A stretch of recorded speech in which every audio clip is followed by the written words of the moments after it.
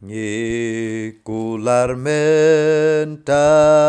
hametrai Jing shakri jongi ban ai Namar jong ming yi kloi ban len Ben dap yang ida jinkmen Yang ikisam laki batlot Shaka kam jong metokot Ngikular ban ko ngộ yame Angin pen dam yalade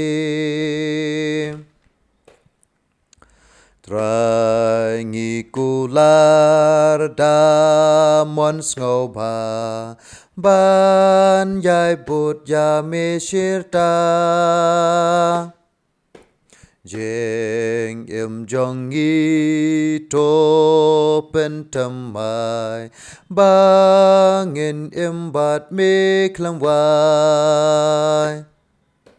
Jeng tmu jong yi Don tang ca wei Ca ba lang jong me ban te Ha ca no ma Ca ba nghi le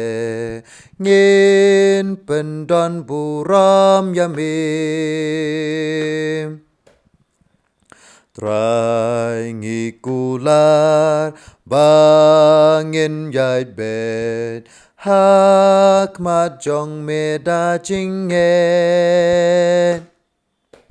Baki breu ba roken yo i Ya me ha jing im jong i